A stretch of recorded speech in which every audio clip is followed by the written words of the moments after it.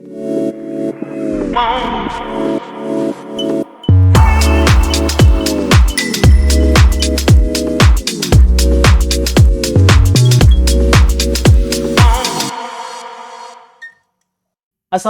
warahmatullahi wabarakatuh.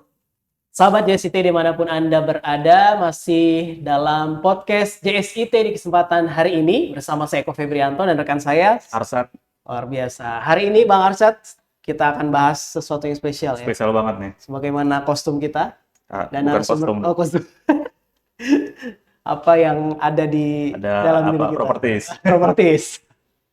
Ya, bersama yang spesial juga, Ketua Umum JSIT Indonesia, Ustadz Fahmi Zulkarnain. Assalamualaikum Ustadz. Waalaikumsalam warahmatullahi wabarakatuh. Sehat-sehat ya? Alhamdulillah. Alhamdulillah.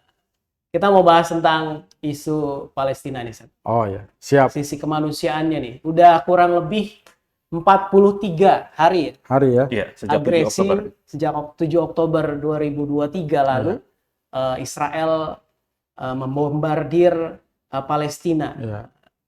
Dari pandangan Ustadz nih, apa yang harus kita suarakan ya agar menghentikan upaya genosida yang terjadi di Gaza dan Palestina ini, Ustadz? Ya, bismillahirrahmanirrahim. Alhamdulillahirabbil alamin wa bihi nasta'in wassalatu wassalamu ala nabiyina Muhammadin wa ala alihi washabihi ajmain. Ya, terima kasih Mas Eko, Mas Anton ya. Memang kita berada pada sebuah titik nadir dalam peradaban manusia ini. Yang selama ini kita itu hanya dengar dari sejarah ya tentang penjajahan. Karena Indonesia ini kan sebuah negara yang lama kita dijajah oleh bukan satu bangsa ya, bangsa Eropa, Jepang,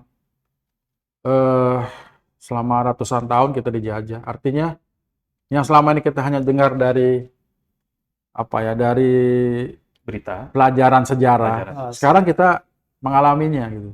Di depan mata kita ya? Iya. Di era milenium ini masih ada penjajahan. ternyata masih ada peradaban-peradaban kuno yang ternyata masih eksis sampai hari ini.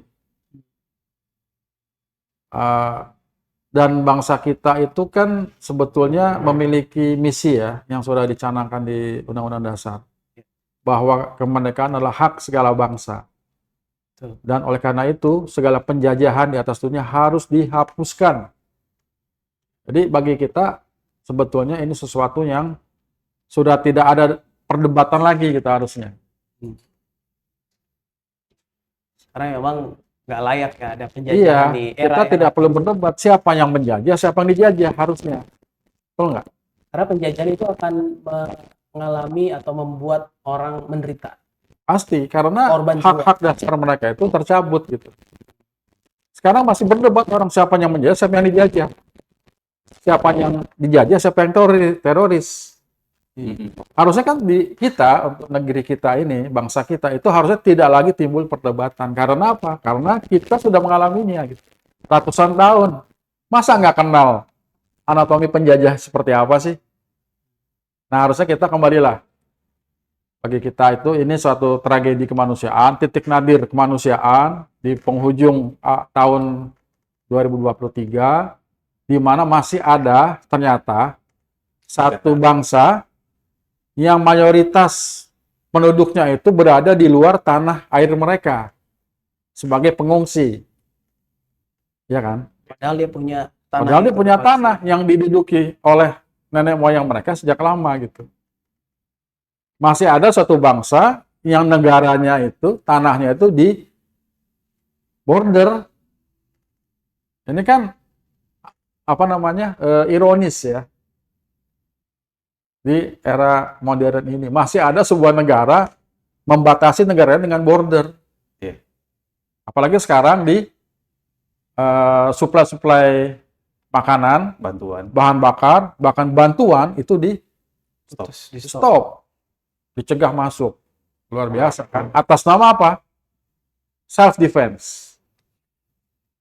Pak Fahmi, itu. Era sosmed sekarang kan sangat terbuka ya Pak Fahmi, informasi segala macam, sehingga perdebatan tadi itu juga menjadi semakin menguat gitu bahwa realitasnya di luaran banyak orang Indonesia sendiri pun juga yang beranggapan bahwa ya Palestina atau Hamas itu teroris itu kan. Nah, JSIT menyikapi pendapat seperti itu gimana? Yang jelas JSIT itu berada di sisi konstitusi ya. Oke. Kita membela bangsa yang dijajah. Dan kita tidak ada khilafiyah lagi. Itulah bangsa Palestina gitu. Siapa yang menjajah? Israel. Clear. Clean and clear. Jadi kita tidak perlu berdebat bahwa mereka itu adalah korban. Siapa yang korban? Mereka bukan korban, mereka penjajah. Kan baru terjadi pada saat ini, bangsa penjajah itu merasa jadi korban. Dan minta dukungan negara. Dukungan. Selalu begitu kan kalau penjajah kan? Iya, bahkan ironisnya negara Israel itu sudah sejajar dengan Hamas sebagai sebuah ormas, sama-sama diberikan donasi. Sejak kapan negara yang menjajah itu diberikan donasi? Ya karena playing victim. Karena dia merasa jadi korban. Iya. Gitu. Sehingga harus dibantu, didonasikan. Bahkan ada perusahaan makanan internasional yang membantu tentara-tentara mereka gitu, mendonasikan. Artinya ini sebuah ironi yang terjadi. Jadi logika kita dibolak-balik. Harusnya negara kita, bangsa kita tidak lagi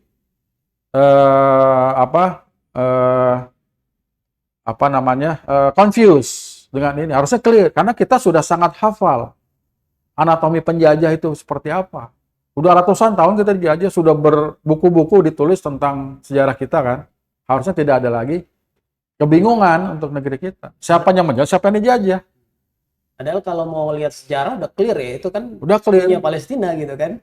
Iyalah, siapa lagi gitu. Masa kita mau berdebat sih? Udah jelas. Bahwa bangsa Palestina itu memang berhak untuk dibunuh. Berhak dibombardir mereka secara luar biasa. Kan membingungkan, aneh gitu. Jadi seperti hakim MK. Kita bingung sekarang. Kita bingung gitu kan. Jangan sampai kita bingung, harusnya tidak gitu. Harusnya bangsa kita itu clear. Membela siapa? Membela seperti yang sudah dicanangkan oleh Soekarno juga. Selama Palestina itu belum mendapatkan kemerdekaan, maka selama itulah kita akan bersuara untuk menentang penjajahan Israel. Clear. Pak Fahmi, perdebatannya kan kita clear semua. Pemerintah sudah clear, Presiden Jokowi sudah clear juga, Menlu sudah clear. Tapi kan realitas kan ada di masyarakat kita yang terkena propaganda penjajah bahwa mereka sebagai korban, lalu Palestina sebagai penyerang gitu kan, warga Israel yang juga tidak berdosa. Ini kan realitasnya ada di lapangan. Nah, bagaimana wacana dan propaganda ini juga at least setidaknya tidak sampai kepada sekolah-sekolah Islam terpadu atau anak-anak didik di sekolah-sekolah Islam terpadu. Gitu. Insya Allah ya, kalau di sekolah Islam terpadu kita sudah satu pandangan, tidak ada khilafiyah, insya Allah. Dari semua guru, kepala sekolah, insya Allah orang tua murid, dan semua pengurus, itu semuanya sudah memiliki satu pandangan jelas. Dan kita pada sisi konstitusi, bahwa penjajahan di atas dunia harus dihapuskan. Clear udah. Siapa yang menjajah?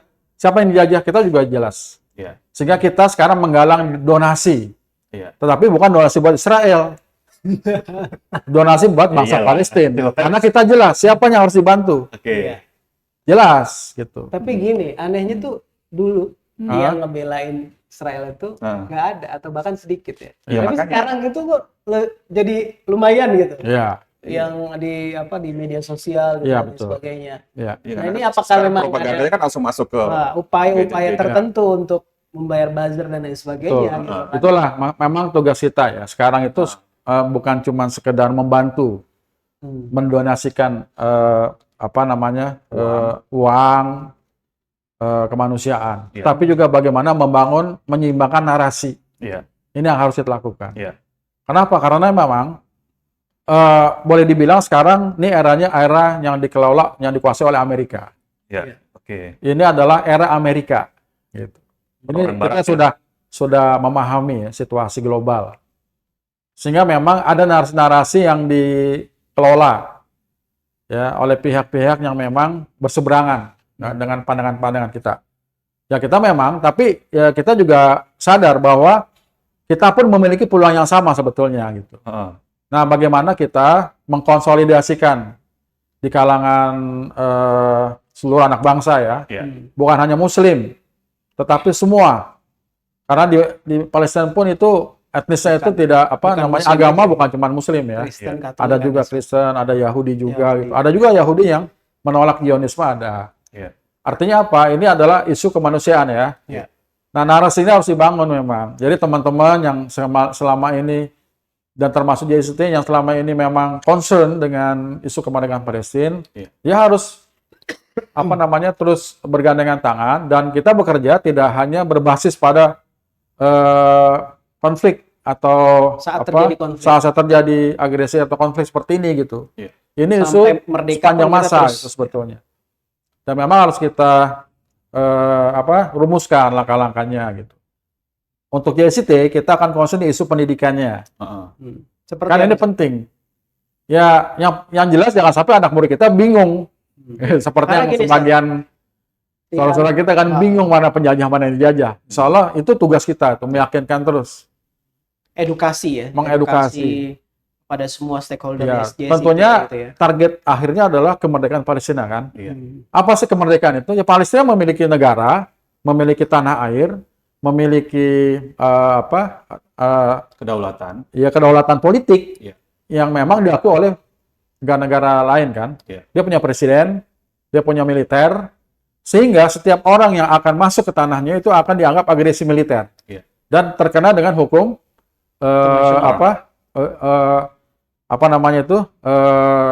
undang-undang Jenewa itu ya. Nah, sehingga mereka tidak bisa serta-merta langsung memasuki wilayah Palestina tanpa ada konsekuensi sanksi sanksi internasional. Nah, sekarang kan tidak, karena itu dianggap bagian dari tanah mereka gitu. Jadi mereka bisa masuk kapan saja tanpa ada konsekuensi. Nah, ini yang akan kita dapatkan kalau kemerdekaan itu sudah dicapai. Jadi kalau bicara kemanusiaan jadi begitu banyak fakta-fakta kan yang memang kita layak untuk bersimpati dan berada pada pihak Palestina. Kan misalnya ya sekarang aja kan belasan ribu korban sudah terjadi dan ribuan yang diantaranya anak-anak gitu kan. Tapi sebelum peristiwa 7 Oktober itu pun juga kan mereka sudah menjadi korban yang sangat perlu dibantu dengan misalnya border Gaza sebagai penjara terbesar di dunia itu juga menjadi poin yang menggerakkan kita untuk berada di posisi yang Palestina. Nah, tapi di luar itu juga kita perlu memberikan pemahaman kepada masyarakat juga teman-teman di sekolah gitu bahwa dengan peristiwa konflik 7 Oktober sampai sekarang, lalu juga sampai muncul banyak propaganda di media sosial, kita juga harus mengajarkan kepada teman-teman dan juga anak-anak di sekolah itu untuk juga bijak bersosial media. Karena jangan sampai karena emosional yang membela Palestina, lalu mendapatkan konten-konten video yang ternyata itu editan, hoax, dan juga nggak tahu tanggal berapa kejadiannya, langsung share dan justru menjadi bumerang buat kita. Wah, ini berita bohong kok malah disebar gitu kan. Ini juga menjadi poin perhatian yang perlu memang nanti sosmed literasinya ini itu harus diperkuat lah. Kita bisa menyaring ya secara mandiri kan isu-isu berita-berita yang kita dapat. Ya cek and recheck dulu lah sebelum kita sebarkan. Ya itulah tantangan kita, Pak. Maka dari itu memang kampanye, agenda-agenda yang terus dijalankan oleh kita ini memang harus sistematis ya. Nggak bisa sporadis atau istilahnya sesuai emosi aja dengan moodnya, gitu, emosional. Betul. Dan memang yang penting itu sebetulnya gerakan-gerakan yang sifatnya sistematis itu, yang berkelanjutan terus, sehingga nanti yang akan dibangun itu sebetulnya sebuah kesamaan pandangan dan pemerintah kita ini nanti ke depan itu memiliki dukungan yang kuat dari masyarakat gitu. Apa sih peran yang yang harus diambil oleh pemerintah Republik Indonesia kan? Ketika di masa krisis sekarang sudah dan menurut kami bagus. Statementnya jelas. Jelas. Nah, ke depan ini ketika terjadi jeda ya, saya rasa bukannya selesai, jeda saja gitu. Entah kapan muncul lagi mungkin. Nah, apa yang dilakukan oleh pemerintah gitu. Dan ini sebetulnya jadi isu yang harian lah kalau bisa. Dan teman-teman aktivis pro Palestina, siapapun antum, Anda itu nanti ya segera kita ngobrol lah gitu kan, ngopi bareng lah gitu. Apa di agenda-agendanya ini nih? Ya tentu akan membahas aspek politik, aspek ekonomi, aspek sosial, budaya, pendidikan, dan itu semuanya itu agenda yang akan kita harus rangkai gitu, sehingga menjadi sebuah narasi yang besar dari bangsa kita ini. Jangan sampai bangsa kita itu hanya sekedar bantu kalau ada krisis gitu. Terus begitu saya krisis ditinggal. Ibaratnya ini orang ini cuma kecelakaan doang dikasih. Udah semua ditinggal. Padahal dia itu statusnya masih dalam kondisi korban gitu. Harusnya dia diselamatkan, diangkat sampai dia sehat. Gitu. Jadi ini yang terjadi. Sehingga kita memang harus terus mengagendakan. Dan pemerintah RI ini saya berharap ke depan itu bisa berperan aktif. Artinya apa? Sebagai bangsa umat muslim terbesar di dunia, ini ditunggu kiprahnya ini. Apakah nanti diwakili oleh presiden atau menteri luar negeri yang sekarang memang sudah memiliki sebuah stand yang cukup jelas. Tapi ke depan ketika masa jeda itu apa yang harus dilakukan? Dan menurut saya Indonesia harus inisiatif untuk mendorong agar Palestina itu merdeka. Bahkan kita buat semacam BPUPKI lah. Persiapan kemerdekaan Palestina. Ya, Badan Pekerja Usaha-usaha Persiapan Kemerdekaan Palestina. Dan diinisiasi oleh pemerintah RI gitu. Tentu akan disuarakan ke OKI misalkan, kita siapkan gitu, segala macam. Dan bagi kita barangkali kita bisa mempertemukan pihak Palestina dengan pihak Israel, ya kan, sebagai upaya untuk membangun dialog. Ya, saya tidak akan masuk di aspek politik ya, tapi kita berpikir bahwa paling tidak ini sesuai dengan pengalaman kita kan, kita tuh bernegosiasi dengan penjajah, Pak. Iya. Di masa revolusi lampau ya. Iya. Ada yang namanya RIS, ada yang namanya konferensi meja bundar. Kita bernegosiasi dengan penjajah. Hanya di Indonesia saja yang saya amati di sejarah, bahwa negara yang dijajah itu bernegosiasi dengan negara yang menjajah. Di negara lain itu diberikan, Pak, kemerdekaan, Pak. Diberikan. Tidak negosiasi. Kita negosiasi. Kita itu tawar-menawar dengan pihak penjajah. Dan buat kita secara diplomatis itu sudah mengangkat harkat dan martabat bangsa. Dan saya berpikir jika nanti di meja perundingan Palestina dengan Israel bisa duduk dan kita bisa mendorong lebih maksimal peran-peran Palestina, itu akan mengangkat harkat dan martabat orang-orang Palestina. Apalagi nanti ada konsesi yang cukup bagus lah buat kita kan. Kan paling tidak kembalilah ke ke era tahun 1967 lah. Batas-batas teritori negaranya lah. Jadi ada dua negara di situ kan, two state solution yang kita ingin dorong. 1967, betul. Barangkali itu jalan terjauh yang bisa dijangkau. Jadi aspek gerilya jalan, aspek diplomasi jalan. Diplomasi jalan. Nah, kita dalam konteks pendidikan kira-kira apa yang bisa di Ya, pendidikan bagaimana memahami konflik Timur Tengah ini, wabil khusus konflik Palestina itu menjadi pemahaman yang utuh gitu. Ada aspek keagamaannya, ada aspek politiknya, ada aspek geopolitiknya, ada aspek kemanusiaan juga. Ada aspek kemanusiaan, dan itu akan menjadi sebuah wawasan yang utuh di murid-murid kita. Karena kan mereka akan melanjutkan diplomasi kemerdekaan nanti, ketika mereka jadi pemimpin kan. Dan itu harus kita lakukan secara kolaborasi. Harus kolaborasi oleh seluruh elemen bangsa. Paling tidak di kita itu sudah tidak ada perdebatan lagi gitu. Isunya sama gitu kan. Dan saya pikir itu harus dimulai. Bagi kami seperti ormas besar Muhammadiyah NU itu bisa mengambil peran yang signifikan nanti. Agendakanlah isu kemerdekaan Palestina ini menjadi isu yang sepanjang masa gitu di ormas-ormas, wabil khusus ormas Islam. Dan insya Allah JSIT ini akan ngambil bagian lah dari upaya-upaya itu. Meskipun mungkin nanti tidak terwujud di masa hidup kita, tapi paling tidak kita sudah menetapkan langkah gitu. Dan insya Allah itu akan menjadi amal jariah ke depan.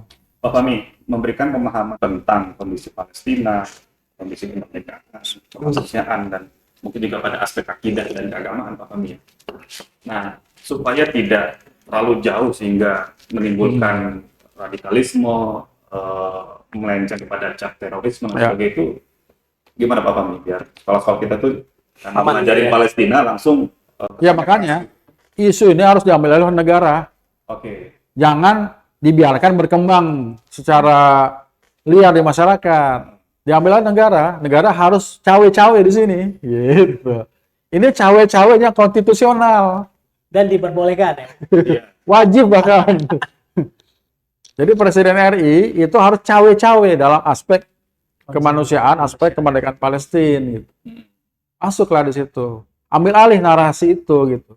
Jangan biarkan di masyarakat dengan berbagai macam latar belakang susah dikendalikan. Tapi kami yakin ya kalau ormas besar seperti NU Muhammadiyah juga sudah mengambil alih isu-isu ini, insya Allah aman. Jangan Apalagi sampai sudah disupport sama MUI juga. ya MUI ya. Beberapa hari lalu. Lembaga-lembaga apa namanya keagamaan, nah itu sudah masuk di situ. Ambil alih lah, sehingga nanti umat itu terbingkai. Kalau ada masuk isu lain, nah berarti di kita ini tidak memagari masyarakat kita gitu. Kan kita tidak membatasi tapi memagari. Maksudnya memagari apa? Supaya ini tertata dan menjadi satu arah yang konstruktif. Kalau apa istilahnya faktor itu resultannya itu positif gitu. Tidak saling berlawanan ya. Itu ya kita kayak seperti apa namanya? Kutub positif negatif gitu. Apa namanya itu? Ya Tolak-menolak. ya tenaga kita habis begitu, habis terus kan, tapi tidak ada hasil yang memadai gitu. Kami rasa seperti itu yang menjadi memang harus terus difikirkan oleh kita ini. Dan sekali lagi, isu kemanusiaan ini isu sepanjang masa. Dan ya monggo lah, ada momentum besar nih sekarang. Bagaimana kita mulai menyatukan langkah sehingga nanti narasi tentang kemerdekaan Palestina itu terus menguat di masyarakat. Insya Allah JSIT sekali lagi akan mengambil peran yang insya Allah lah nanti untuk mendukung setiap gerakan-gerakan kepada kemerdekaan Palestina ini. Dan insya Allah nanti kita juga akan bikin desk khusus lah insya Allah ke depan ini di kepengurusan di JSIT ini.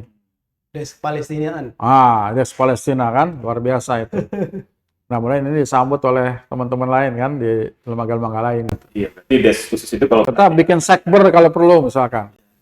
Harus merangkul pihak sekber kan lain yang mungkin tidak terlalu dekat kaitannya dengan masalah keagamaan. Iya, siapapun pokoknya yang pro Palestina, monggo gabung di sini gitu. Siapapun antum gitu. Apapun aliran politik antum, apapun aliran agama antum, silakan gabung di isu ini gitu.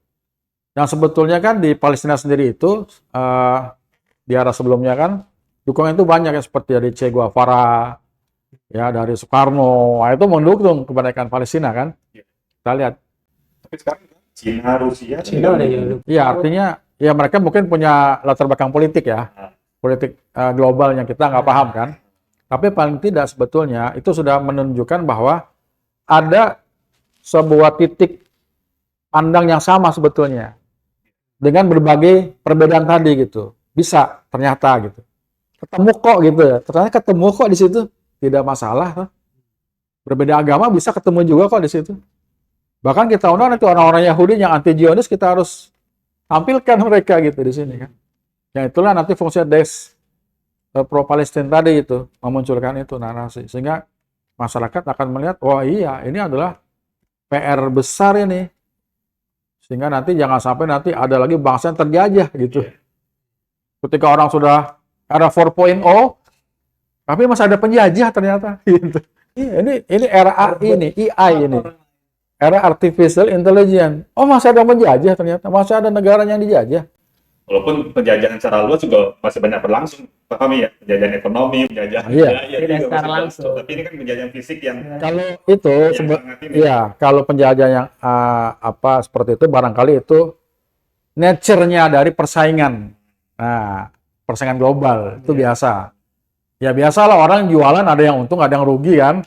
Ada yang berkembang terus, ada yang akhirnya dia hilang gitu kan, ininya kan, bisnisnya kan. Ada lah, biasa gitu. Itu nature-nya lah, nature-nya manusia memang begitu. Tetapi kalau itu memang didasarkan pada nature itu oke. Tapi kalau yang didasarkan pada kerakusan atau semangat kolonialisme, itu yang harus dicegah dong, nggak boleh. Palestina ini penjajahan konservatif gitu, yang kuno gitu. Iya, ini negara kuno ini gitu. Di era 4.0 masih ada itu. Kolonialisme abad pertengahan gitu. Atas nama apa ya? Teologi mereka tiba-tiba datang dan minta penduduk yang sudah tinggal di situ puluhan ribuan ratusan tahun, ribuan tahun itu untuk keluar dari negaranya. Ini tanya saya gitu. Gimana logikanya gitu. Kalau Mas Eko ini punya rumah ya, yang sudah turun-temurun dari buyut, nenek, orang tua kita di situ. Tiba-tiba ada orang lain datang, bawa selembar kertas dari 2000 tahun yang lalu, Pak. Ini perjanjian kami nih, 2000 tahun yang lalu ini. Atau bukan 2000 tahun lalu lah. Ini perjanjian di zaman Diponegoro ini. Kita belum lahir ya? Ini tanah saya ini. Ya gimana gitu logikanya itu di era 4.0 seperti ini kan. Mau dicari jejak digitalnya juga nggak ada. Yang ada jejak teologis. Itu pun debatable. Antara mereka aja juga tidak sepakat kan. Tiba-tiba diklaim gitu. Ditagihkan ke kita yang tinggal di situ. Ya kita jadi kan, kalau ibarat anak muda sekarang jadi bercanda. Dengan pernyataan dari MUI yang beberapa kan kemarin meminta kita untuk memboikot beberapa produk gitu. Itu apakah juga kemudian bagian dari pendidikan kepada semua stakeholder di JSIT? Kalau itu keluar dari sebuah lembaga yang formal resmi, oke, kita dukung apapun itu gitu. Tapi kan debatable juga. Ya nggak apa-apa, nggak apa-apa. Kan kita akan menggunakan segala cara untuk membela Palestina sekarang. Gitu. Nggak apa-apa, apapun harus dikeluarin. Ya? Yang setuju, nggak apa-apa, nggak setuju. Yang penting jangan menyalahkan. Nggak setuju nih dengan boykot, tafadhol, silakan. Tapi Anda tetap pro Palestina kan? Oke, siap, kita bersatu. Kita satu barisan berarti. Yang pro boykot, ya silakan. Gitu. Dengan berbagai macam argumentasinya. Kita tidak akan masuk ke perdebatan cara untuk membela Palestina. Pokoknya apa yang Anda punya, maju semua gitu. Mau pakai bambu runcing kah? Mau pakai sedapur kah? Mau pakai pulpen, pensil, asal itu bisa dipakai untuk membebaskan Palestina, kita pakai semua. Gitu. Karena itu ditengarai bisa menurunkan kondisi ekonomi Yahudi. Iya, alhamdulillah. Bahkan kalaupun itu tidak berefek apapun ke Israel, no problem. Nggak ada ruginya, gitu. Nggak akan ada ruginya. Meskipun belum tentu bermanfaat, tapi nggak ada ruginya, gitu. Apa ruginya sih kita nggak belanja makanan itu? Buat kita, alhamdulillah makin banyak tabungan, karena selama ini habis buat beli makanan itu masalahnya. Gitu kan? Bisa saving kita gara-gara kita nggak makan makanan itu kan? Nggak apa-apa. Itu bagian dari Jadi dari diskursus di masyarakat, silakan aja. Dan ya kita nanti akan berujung pada sebuah keseimbangan lah di masyarakat. Yakin saya. Masing-masing sudah ada rezekinya lah. Kita nggak bisa juga menganggap kalau ngadang beli ini rezeki mereka terhambat. Rezeki itu orang ngatur, bukan konsumen. Santai aja kita melihat itu. Apa karena nggak ada yang belanja di situ dia kehilangan rezeki? Ya enggak, kata siapa? Rezeki Allah ngatur. Ada yang ngatur, insya Allah yakin. Setinggi apapun nanti tingkat boikotnya itu, rezeki yang sudah di Allah tetapkan itu nggak akan terhambat. Jika memang ada konsekuensi terhadap pekerjaan mereka, jika ada. Kalaupun nggak ada, ya nggak apa-apa juga. Pokoknya MUI sanggup membela Palestina dengan cara boikot, tafadhol silakan. Anda bisa dengan donasi silakan, gitu. Kita nggak perlu saling serang antar pro Palestina itu, nggak perlu saling serang. Mengenai caranya digunakan oleh masing-masing, janganlah. Itu nggak etis, nggak sopan itu. Nggak sopan. Sesama habis kota disalah saling mendahului. Nah ini yang disasar produknya. Jadi dibeli dulu, baru dia yang curi, ya kan? Beli juga ada kasih nomor. Jadi salah. Yang dibenci produknya gitu, kan? Atau supporting kepada produk Israel. Tapi nggak apa-apa juga. Kalaupun ada yang memang sebatas itu dia pemahamannya kan, dia beli, dia injek-injek gitu, dia videoin, bisa juga. Ya sebetulnya kalau dari aspek ekonomi nggak ngaruh kan, tapi paling tidak secara psikologi ada upaya-upaya yang dilakukan oleh masyarakat di segala lini gitu ya, semuanya ternyata gitu. Oh, luar biasa itu, dahsyat.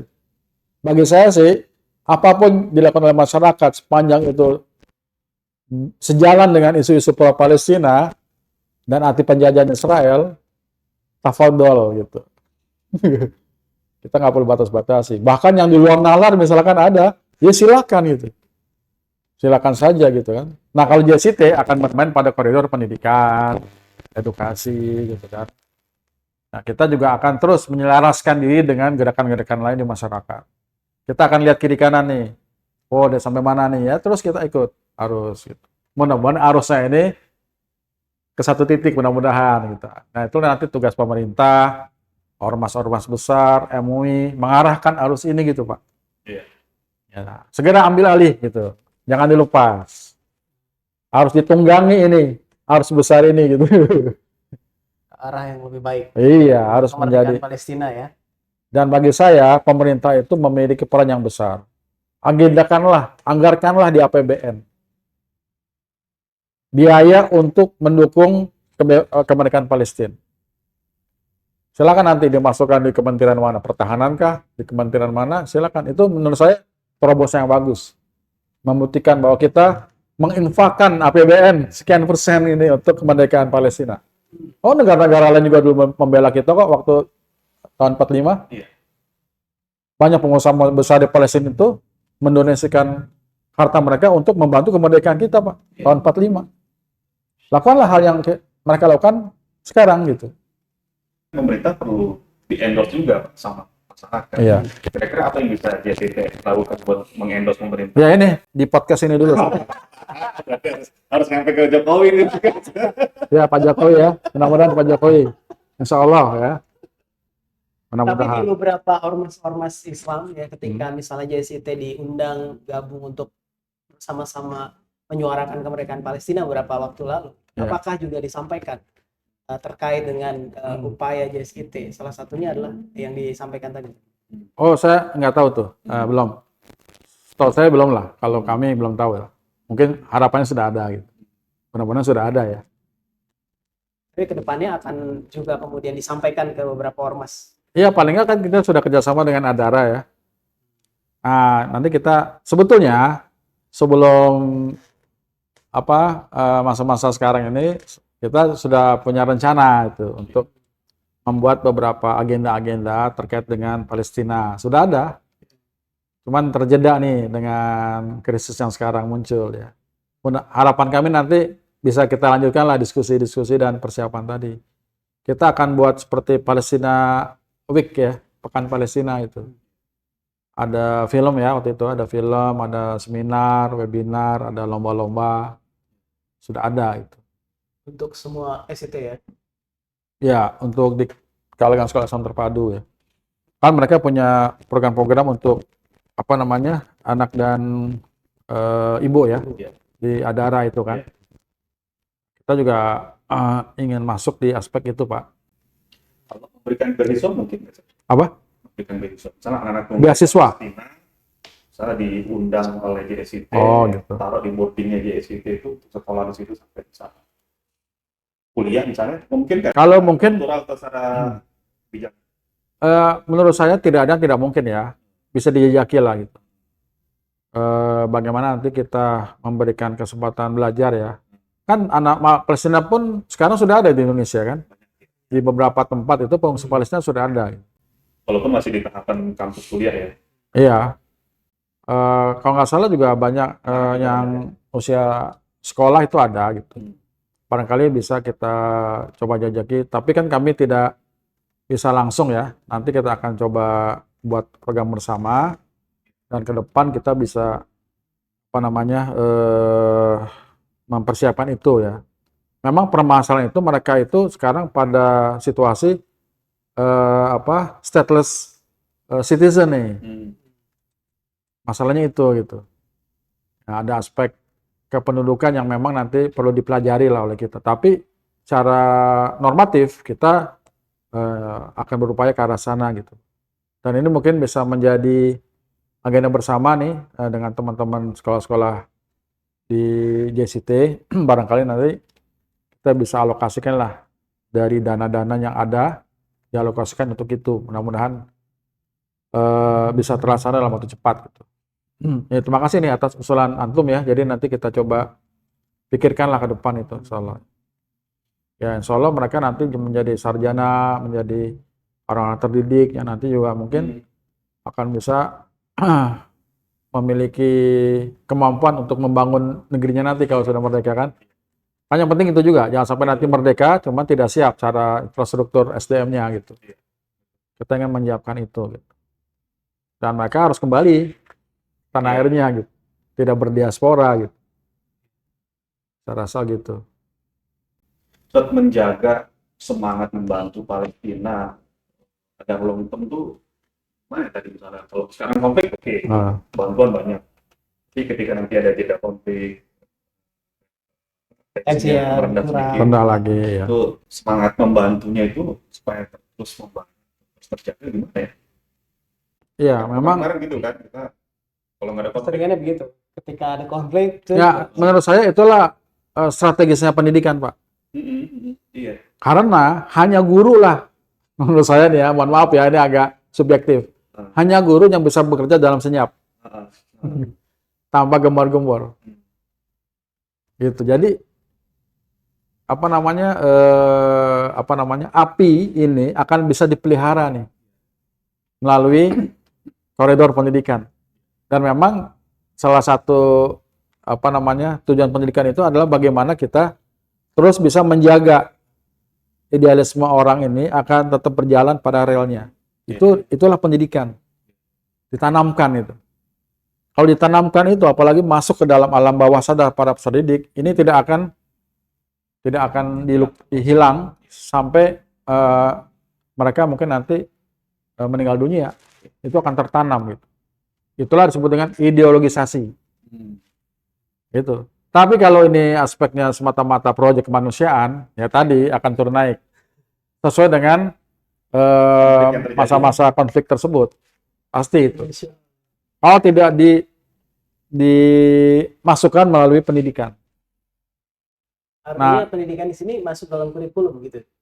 Iya, tentunya dengan berbagai ini yang ada, yang tersedia di sekolah, di pesantren, dimasukkan gitu.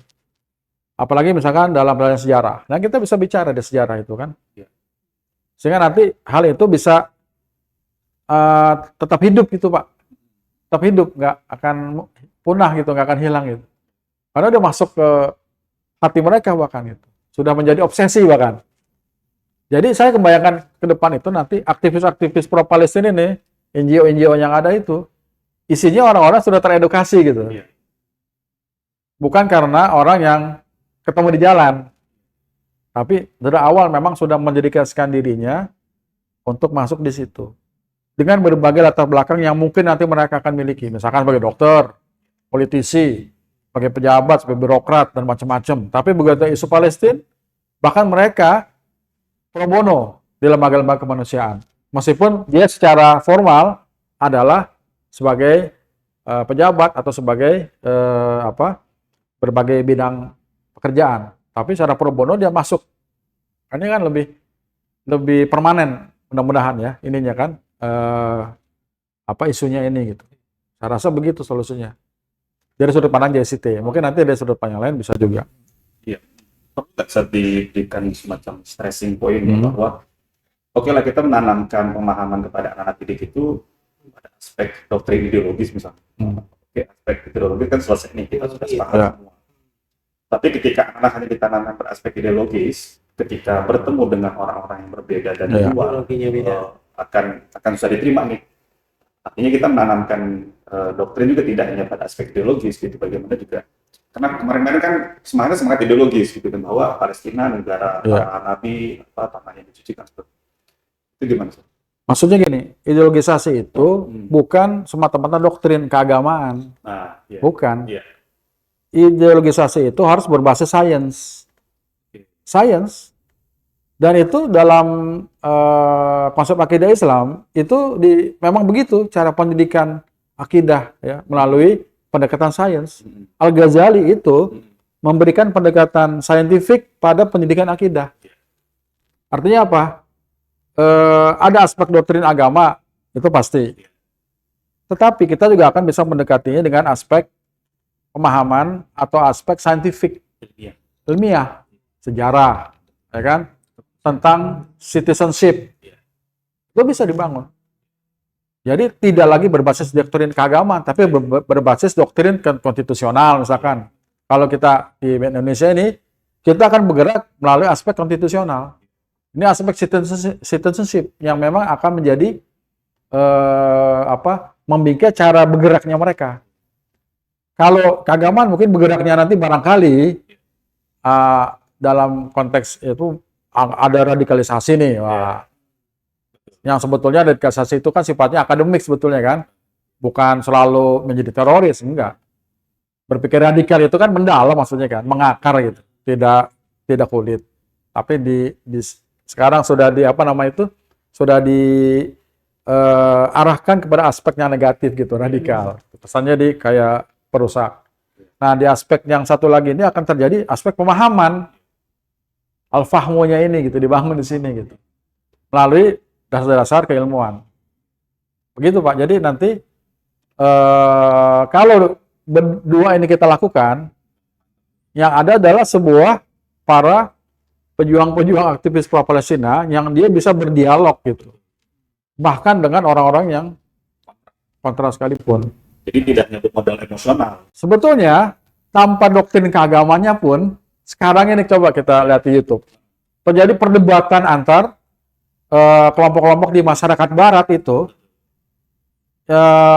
yang cukup sengit, kuat. Gitu. Narasinya sama-sama kuat menurut saya. Poinnya pada aspek kemanusiaan. Tetapi tidak berbasis ideologi agama. Bisa kan? Bisa ternyata. Kira-kira begitulah nanti format. Artinya begini, pendidikan barat dalam beberapa hal itu bisa membekali para mereka, warga negara mereka itu untuk memiliki kemampuan mereka bernarasi kan. Nah dengan narasi yang jernih ini, mereka bisa tuh ternyata mengcounter pemahaman yang kontra tadi kan. Terjadi dialog. Dan itu menurut saya cukup mengedukasi kita untuk melihat sudut pandang lain gitu ya. Lebih komprehensif. Komprehensif. Kalau dari agama memang nggak bisa perdebatan Pak. Ini jadi kayak debat kusir ini. Yang satu basisnya Ibrahim, itu basisnya Abraham. Sama ya. Agak susah memang. Kalau ini untuk meyakinkan sajalah, untuk memperkuat keyakinan. Tapi untuk berdialog, nah itu basisnya keilmuan. Dan ke depan memang Islam itu kan mendasari pendidikan akal itu menjadi bagian penting dari ajaran Islam. Afala ta'qilun. Itu banyak. Kenapa nggak kamu berpikir? Kalau bahasa Betawi, otak lu di mana? Afala tafakkarun. Otak lu di mana? Gitu kalau kata orang Betawi. Pakai lu otak lu gitu. Artinya guru-guru SIT di SIT itu juga harus mengajarkan anak-anak itu dengan aspek-aspek yang lebih rasional. Rasional, iya. Rasional. Bagaimana merasionalisasi keyakinan. Iya. Itu yang harus kita tempuh. Dan itu menjadi bagian dari pendidikan di GSIT. Kita rasional kok. Nggak ada mistik-mistik tuh nggak ada. Pakai sapi merah dibawa, pakai trompet gitu. Nggak ada mistik-mistik. Justru mereka tuh, orang Israel tuh banyak mistiknya itu. Saya lihat. Iya. Dia mendasarkan gerakan mereka pada aspek mistik. Sapi merah dibawa-bawa dari Amerika ke Israel untuk disembelih. Kan mistik gitu. Itu dasarnya teologi. Tapi Muslim, enggak, saya lihat semuanya rasional itu semua. Coba aktivis pro-Palestina itu rasional semua, enggak yang bawa dukun, enggak ada. Udah nyoba nyantai ke Israel. Nggak nyampe kan? Temenan sampai sini. Kalau itu frekuensinya beda itu. Yang satu AM, satu FM. Yang penting jangan salah sasaran aja. Wah, nggak kerasa ada 45 menit bisa. Jadi ya mudah-mudahan ya kita akan melihat fajar. Closing statement. Ya baik ya, mudah-mudahan ini awal dari sebuah fajar sidik. Ya, kita berharap. Saya melihat ya, dalam situasi sekarang ini, mungkin yang pernah kita lihat beberapa tahun sebelumnya ini, belum ada sebuah perdebatan sengit itu dibandingkan dengan kondisi sekarang. Dari aspek yang bersifat material, aspek naratif, wah itu luar biasa. Pembelanya pun sekarang itu, saya sih yakin dunia ini terbagi dua sekarang. Pro dan kontra. Nggak ada yang di tengah-tengah tuh. Yang di tengah-tengah dipastikan itu kontra, Palestina maksudnya. Dua blok lagi. Ya, saya rasa itu. Dan semua terpetakan, oh siapa yang pro, siapa yang kontra. Tetapi ini bukan class civilization, bukan. Saya rasa ini class civilization itu kan dulu antara Islam dengan Barat dibenturkan. Sekarang ini sudah merambah kemana-mana ini isunya ini. Bahkan negara-negara Arab yang memang selama ini pasif, bahkan dalam tanda kutip netral, akhirnya ditekan juga, ada tekan-tekan internasional untuk mereka membantu Palestina, minimal kemanusiaannya. Apalagi sekarang itu yang kita lihat, justru yang menyerang negara Israel itu bukan negara kan, tapi milisi-milisi. Hezbollah, ada Houthi, ada dari Syria, yang mereka tidak dikendalikan oleh negara kan. Jadi memang konstelasinya makin meluas, kita tidak paham kemana arahnya, tapi yang jelas kita makin paham bahwa isu Palestina itu kembali mengangkat. Yang selama ini mungkin agak redup nih. Dibayangkan itu Palestina mulai tertidur nih. Ternyata enggak, mereka masih memiliki semangat juang. Kalau ada yang coba cari perhatian, dia dapat perhatian nih sekarang nih. Bukan dapat perhatian lagi, dia menjadi satu-satunya perhatian. Sekarang mata tertuju ke sana gitu. Karena ini sebuah kondisi yang menurut saya ini harusnya menjadi momentum ya untuk semua aktivis pro Palestina. Bagaimana sekarang kita mengevaluasi bagaimana gerakan-gerakan kita selama ini. Gitu. Kuncinya dua. Selama masih ada border Palestina, Gaza, dan selama masih banyak pengungsi di luar tanah Palestina, berarti isu Palestina itu stuck, nggak berkembang. Ya belum merdeka. Belum merdeka. Saya rasa itu sampai merdeka indikatornya. Harus terus berjuang ya.